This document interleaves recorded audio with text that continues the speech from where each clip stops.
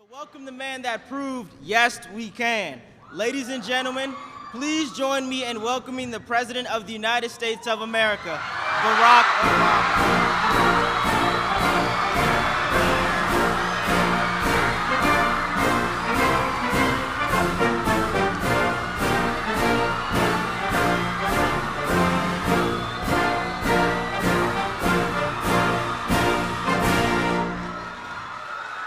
Hello, everybody.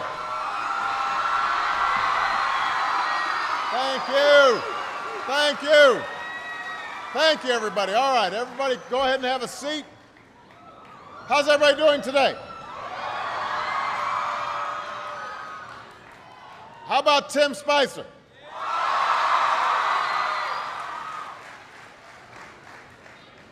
I am here with students at Wakefield High School in Arlington, Virginia, and we've got students tuning in from all across America, from kindergarten through 12th grade. And I am just so glad that all could join us today, and I want to thank Wakefield for being such an outstanding host. Give yourselves a big round of applause.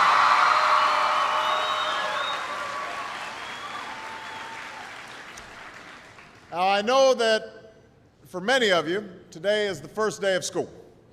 And for those of you in kindergarten or starting middle or high school, it's your first day in a new school, so it's understandable if you're a little nervous. I imagine there's some seniors out there who are feeling pretty good right now, with just one more year to go. And no matter what grade you're in, some of you are probably wishing it were still summer, and you could have stayed in bed just a little bit longer this morning. I know that feeling. When I was young, my family lived overseas. I lived in Indonesia for a few years. And my mother, she didn't have the money to send me where all the American kids went to school. But she thought it was important for me to keep up with an American education. So she decided to teach me extra lessons herself, Monday through Friday. But because she had to go to work, the only time she could do it was at 4:30 in the morning. Now, as you might imagine, I wasn't too happy about getting up that early. And a lot of times I'd fall asleep right there at the kitchen table. But whenever I'd complain, my mother would just give me one of those looks and she'd say, "This is no picnic for me either, Buster."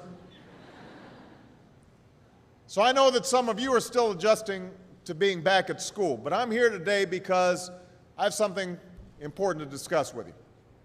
I'm here because I want to talk with you about your education and what's expected of all of you in this new school year. Now, I've given a lot of speeches about education, and I've talked about responsibility a lot. I've talked about teachers' responsibility for inspiring students and pushing you to learn. I've talked about your parents' responsibility for making sure you stay on track and you get your homework done and don't spend every waking hour in front of the TV or with the Xbox. I've talked a lot about your government's responsibility for setting high standards and supporting teachers and principals and turning around schools that aren't working, where students aren't getting the opportunities that they deserve. But at the end of the day, we can have the most dedicated teachers, the most supportive parents, the best schools in the world, and none of it will make a difference. None of it will matter unless all of you fulfill your responsibilities.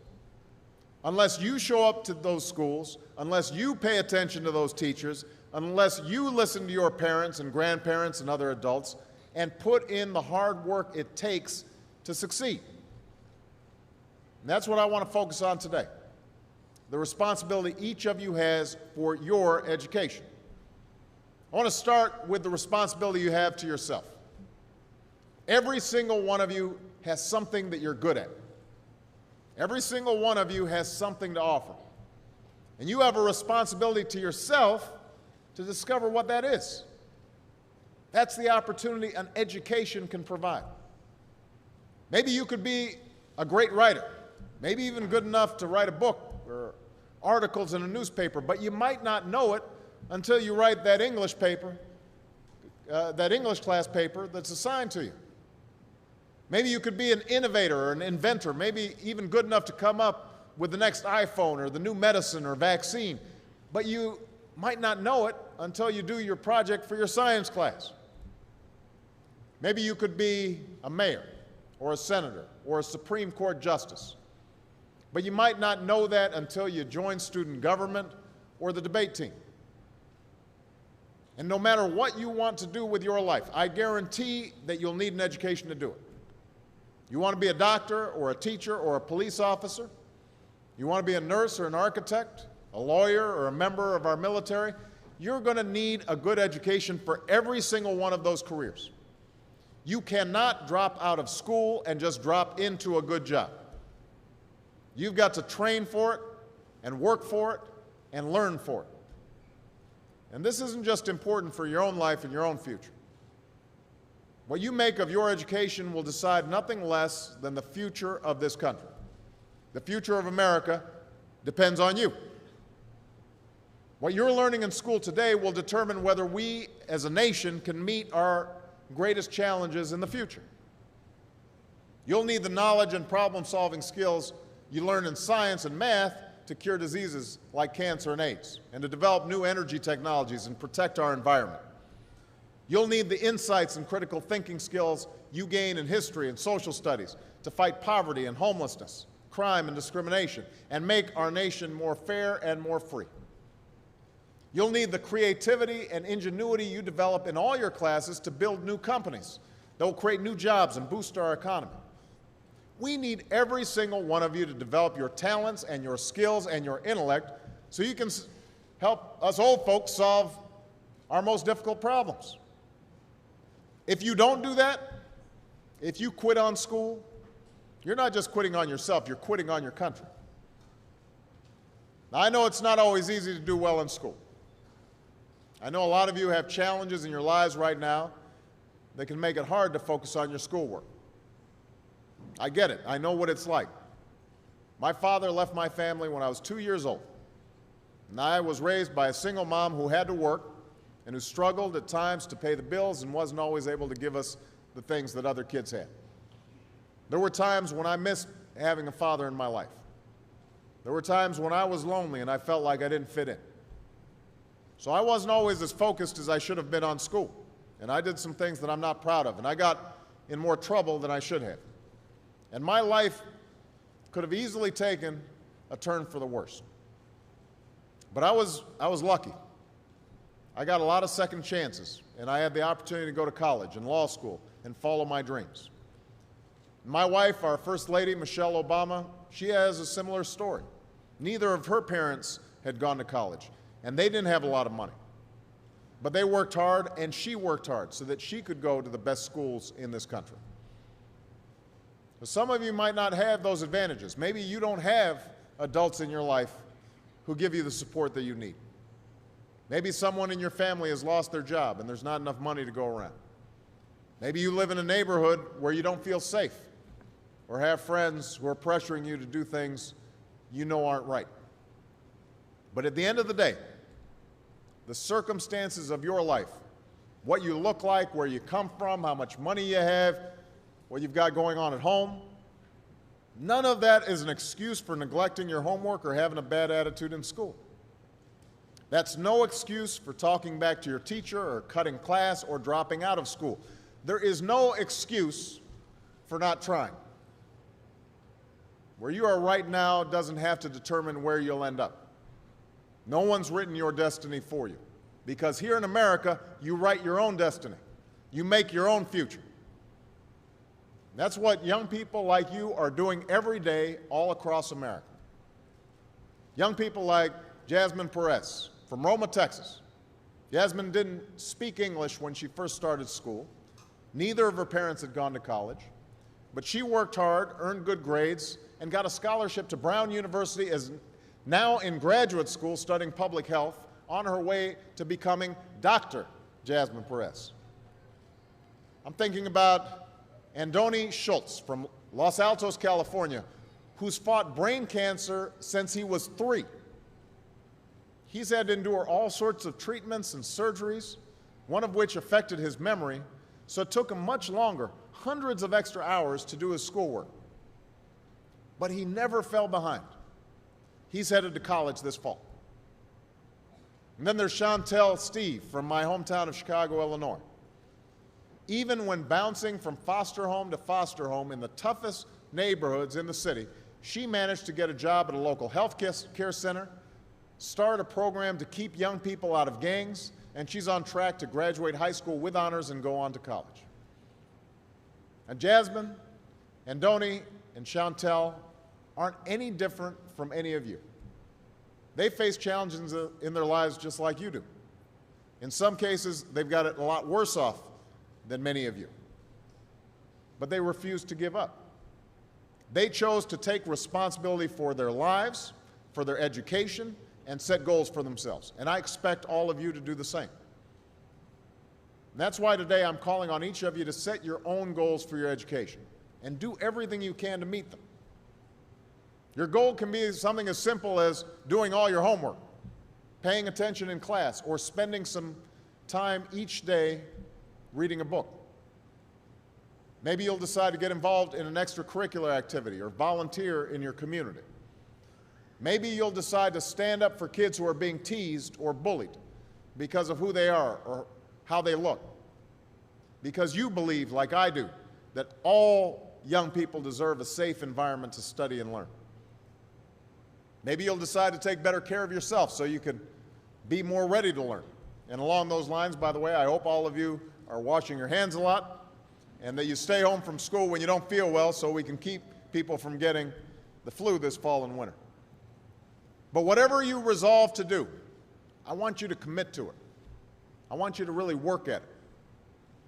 I know that sometimes you get that sense from TV that you can be rich and successful without any hard work, that your ticket to success is through rapping or basketball or being a reality TV star. Chances are you're not going to be any of those things. The truth is, being successful is hard. You won't love every subject that you study. You won't click with every teacher that you have. Not every homework assignment will seem completely relevant to your life right at this minute. And you won't necessarily succeed at everything the first time you try. That's okay. Some of the most successful people in the world are the ones who've had the most failures. J.K. Rowling, who wrote Harry Potter, her first Harry Potter book was rejected 12 times before it was finally published. Michael Jordan was cut from his high school basketball team. He lost hundreds of games and missed thousands of shots during his career. But he once said, "I have failed over and over and over again in my life, and that's why I succeed." These people succeeded because they understood that you can't let your failures define you. You have to let your failures teach you. You have to let them show you what to do differently the next time. So if you get into trouble, that doesn't mean you're a troublemaker. It means you need to try harder to act right. If you get a bad grade, that doesn't mean you're stupid. It just means you need to spend more time studying. No one's born being good at all things. You become good at things through hard work. You're not a varsity athlete the first time you play a new sport. You don't hit every note the first time you sing a song. You've got to practice. The same principle applies to your schoolwork. You might have to do a math problem a few times before you get it right. You might have to read something a few times before you understand it. You definitely have to do a few drafts of a paper before it's good enough to hand in. Don't be afraid to ask questions. Don't be afraid to ask for help when you need it. I do that every day. Asking for help isn't a sign of weakness, it's a sign of strength, because it shows you have the courage to admit when you don't know something, and that then allows you to learn something new. So find an adult that you trust, a parent, a grandparent, or a teacher, a coach, or a counselor, and ask them to help you stay on track to meet your goals. And even when you're struggling, even when you're discouraged, and you feel like other people have given up on you, don't ever give up on yourself. Because when you give up on yourself, you give up on your country. The story of America isn't about people who quit when things got tough. It's about people who kept going, who tried harder, who loved their country too much to do anything less than their best. It's the story of students who sat where you sit 250 years ago and went on to wage a revolution, and they founded this nation. Young people. Students who sat where you sit 75 years ago, who overcame a depression and won a world war, who fought for civil rights and put a man on the moon. Students who sat where you sit 20 years ago, who founded Google and Twitter and Facebook and changed the way we communicate with each other. So today, I want to ask all of you, what's your contribution going to be? What problems are you going to solve? What discoveries will you make? What will a president who comes here in 20 or 50 or 100 years say about what all of you did for this country? You know, your families, your teachers, and I are doing everything we can to make sure you have the education you need to answer these questions. I'm working hard to fix up your classrooms and get you the books and the equipment and the computers you need to learn. But you've got to do your part too. So I expect all of you to get serious this year. I expect you to put your best effort into everything you do. I expect great things from each of you. So don't let us down. Don't let your family down or your country down. Most of all, don't let yourself down. Make us all proud. Thank you very much, everybody. God bless you. God bless America.